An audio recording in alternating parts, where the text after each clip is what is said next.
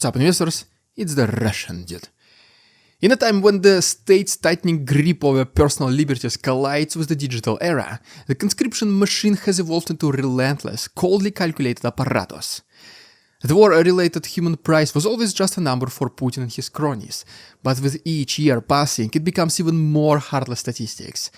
And so the latest mobilization campaign, which quietly started on April 1st, is not merely another exercise in military recruitment, but a showcase of a state system that uses modern technology, harsh legal maneuvers, and intrusive surveillance tactics to round up its subjects. Russian men thought they discovered all the ways possible how to avoid the draft, but the system quietly adjusted, giving way to more subtle and shady enlistment techniques. Talking about the statistics, ironically, a record of 160,000 conscripts is to be brought into the military.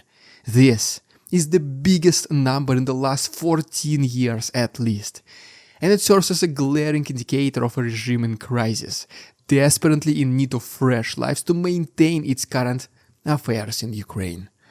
And the new mobilization methods we are going to talk about later in this video will make it nearly impossible for people to avoid their destiny. So today, let's talk about this most recent April 2025 mobilization in Russia.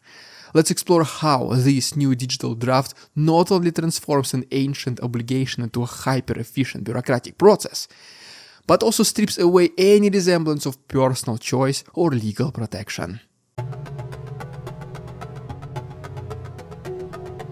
The first sign of this new era emerged as the authorities rolled out the digital conscription system in the heart of Moscow, the capital of Russia. The moment April 1st arrived, the military registration and enlistment office suddenly set an ambitious target, a record collection of 160,000 conscripts. For over 14 years, like mentioned previously, the state has not orchestrated such an overwhelming mobilization effort. And the very tools proclaimed as progress now facilitate an unprecedented form of coercion. Young men, and even those weeks after 18th birthdays, find themselves automatically registered. Like, I'm not even kidding, minors receive electronic summons without the need for personal appearances, as if the state itself had become an omnipresent digital judge of destiny. I mean, imagine it yourself. You get a letter in your mailbox or a text on your smartphones which does not say, please go here and here to register for military service or update your personal information. Instead, the text says the following, approximately. The Ministry of Defense of Russia took the initiative and successfully registered you to be eligible for the next mobilization. We took care of the paperwork, so you are welcome. Thank you so much, comrade, for your service. Please appear in your nearest draft office on Friday, 10:30 a.m. or else. Bring spare clothes, toothbrush and soap, just in case. And yeah, don't worry, we're not sending you to Ukraine. Maybe. Behind the sterile interfaces and impersonal notification lurks a machinery designed to erase any room for defiance. The transformation is not limited to digitization alone. It extends into the realm of aggressive enforcement, where bureaucratic red tape has become a shackle instead of a shield. The ease with which electronic documents are processed leads to brutality with which these policies are enforced. A missed appointment, a delayed medical examination, or even a failure to update one's medical documents in time can and most likely will trigger a cascade of penalties and problems. Has increased tenfold the amount of the fine for failure to appear on a summons to a military recruitment center. Now one will have to pay from 10 to 30,000 rubles. It also toughens the punishment for employers who do not contribute to the mobilization and conscription of employees. Such streamlined process has removed even the slightest possibility of error. Every document uploaded, every digital signature stamped is a testament to the system's efficiency and its complete disregard for human cost. In this new regime of conscription, digital timetables leave little opportunity for protest or deviation. The state is now equipped to monitor every action in real time, coordinating raids and summons with an almost mechanical precision. The transition from traditional conscription methods to an entirely digital protocol represents not progress in the service of the people, but a reconfiguration of control that leaves no one untouched. And as a result, as you can imagine, the individual is reduced to a mere number, tracked and manipulated by a faceless system that spares nothing and nobody in its pursuit of military strength. As the digital transformation marches on, the legal landscape surrounding conscription has been rigorously revised to close every known loophole. Over the past decade, the state has been forced to confront its own inefficiencies, the cracks in the system that allowed the conscripts to dodge obligations by appealing decisions or exploiting delays. But now, every effort to delay the draft is met with a relentless crackdown. Legislative amendments have been introduced to ignore excuses, and any attempt to delay or evade conscription triggers an immediate call to arms accompanied by the threat of huge fines.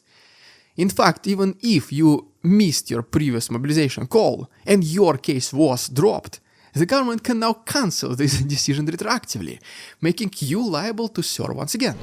Now, you have these electronic summonses under this new law passed by the lower house of parliament, expected to be rubber stamped by the upper house as well, and shortly signed into law by Vladimir Putin. How does it differ from what came before? Well, it's electronic. It lands in your inbox, and it lands in a box that is called Gosuslugi, which is basically a website used for a whole host of government services in Russia, whether it's tax payments or housing payments, so on and so forth. And basically what happens is, if you do not show up at a conscription office within 20 days after receiving that, you are considered in flagrant violation, a draft dodger, and you have harsh penalties that will ensue against you.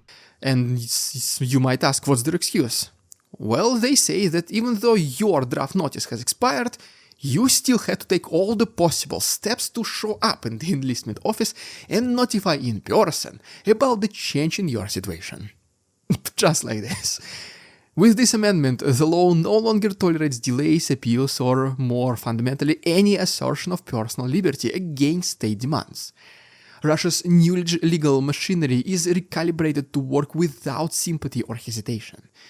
The cold efficiency of this approach leaves no man safe from the inevitable call to service. Within this legal labyrinth, the state wields the power of both the court and police. Those who dare to question or even merely delay the process find themselves facing fines that can escalate to 30,000 rubles or more, around $365 to this current exchange rate. The threat of being added to an unofficial list of draft dodgers also looms large. Such a designation is not just bureaucratic label, it becomes a permanent scar, one that could lead to further detention and forced conscription, and potentially even to problems with getting employed or getting financing from banks. Penalties include having your driver's license revoked, not being able to register a company, not being able to self-employ yourself, not being able to buy a house, not being able to get a loan, basically being shut out of Russia's system, being shut out of the system that most people need to meet their daily needs, their daily life needs. So it is a very harsh measure, but it avoids the word mobilization. They call it an efficiency measure, just to make sure that people get their draft notice and can't deny that they got it or can't pretend or claim ignorance. In this environment, any minor misstep is amplified, serving as a warning to all who might consider resisting the ambiguous workings of the state's draft protocol. The legal blackmail inherent in this system is a brutal reminder of the price paid for any desire to hold on to personal freedom. State control in the modern age is inseparable from digital surveillance, and nowhere is this more evident than in the new mechanics of the new conscription practice. The strategy goes far beyond issuing electronic summons. It extends into public spaces and private lives through coordinated raids and sophisticated monitoring systems. In Moscow, for example, the Military Registration and Enlistment Office now collaborates closely with law enforcement agencies to ensure that no one escapes the draft. Every digital misstep, every unnoticed summons can trigger a swift and severe response. Raids are no longer random, but a constant implementation of the state's oppressive tactics. Authorities are not satisfied with merely summoning citizens. They actively hunt down those who appear to be evading the draft.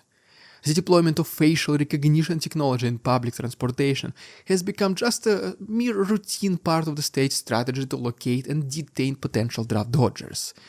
Same goes to the use of mobile phones and social media. Phones can be tracked, geolocations revealed, and if needed, each person's individual daily routine can be investigated to find the best time possible to intercept such people. The visual presence of armed officers, the sight of conscription officers conducting rapid medical examinations, if you know what I mean, and the unmistakable sound of digital alerts signal a society that is increasingly under siege. Every citizen becomes a potential target as the state leverages technology to enforce its will, merging digital data with on-ground patrols to create an omnipresent web. It is a system designed to leave no loophole unexploited, no opportunity for independent judgment unpunished. In this environment, the line between administrative duty and personal coercion disappears under the unyielding force of a regime that treats lives as simple, just mere disposable components in its grand military design. The all-pervading nature of this surveillance state is both a technical triumph and a moral abomination. The message here is loud and clear. Compliance is not optional. The deviation is punished mercilessly. This is the new face of national defense, one that thrives on the fear of exposure and the inevitability of capture. It is a blueprint for a totalitarian control in the digital age, where freedom is curtailed at every step and every citizen is certainly aware that their actions are being monitored, recorded, and then potentially exploited against them. Yet, even in the shadow of this digital leviathan, a spirit of defiance endures among those who refuse to be controlled by an unyielding system. The mounting pressure to join the ranks of an increasingly brutal conscription process has not quenched the flames of resistance. Human rights activists, legal experts, and even ordinary citizens are still finding ways to reclaim a measure of autonomy amid this chaos. Police were surrounded by groups of protesters, chanting "No to genocide." For many, the path to resistance begins with knowledge, understanding the new legal frameworks, deciphering the intricate procedures, and meticulously organizing their documentation to challenge any arbitrary decision. It is here that the importance of alternative civilian service, medical deferments, and legal appeals become extremely important. Citizens are learning to navigate a maze where every document, from notarized powers of attorney to detailed records of health conditions, can be weaponized in defense of their rights. The strategy is one of preparation, a meticulous, methodical approach designed not only to delay conscription, but to hold the state accountable for its draconian measures. Online platforms and educational projects created by human rights defenders and are dedicated to training ordinary citizens in the art of legal defense and digital security. These initiatives, though operating on limited resources, are reshaping how people perceive their relationship with the state. The message they try to convey is the following: knowledge is the power, and the collective intelligence of a mobilized citizenry can challenge even the most formidable bureaucratic apparatus. This network of legal aid, public advocacy, and digital literacy has become the bedrock of a broader movement, determined not to surrender to the pressures of an uncompromising draft system. Many have taken to documenting their experiences and sharing them widely, turning personal tribulations into powerful testaments to state overreach. The stories of those who have faced raids, the horrors of forced enlistment, and the humiliation of being branded a draft dodger echoes across social media and independent news outlets. This resistance is the modern reflection of a timeless truth. When the power of the state is wielded without restraint, the human spirit will always find a way to rise against it. Well, there you have it, guys. If you have not done so already, please subscribe to my channel for more videos like this. If you wish to support my work, there are links down below. For example, my Patreon memberships, which is one of the best ways to support our work we do here. Thanks so much for watching. See you tomorrow. We won't succumb to their tricks, the facade they try to sell. Their twisted words and feeble claims on us all they cannot quell. We see through their lies, their feeble attempts to sway.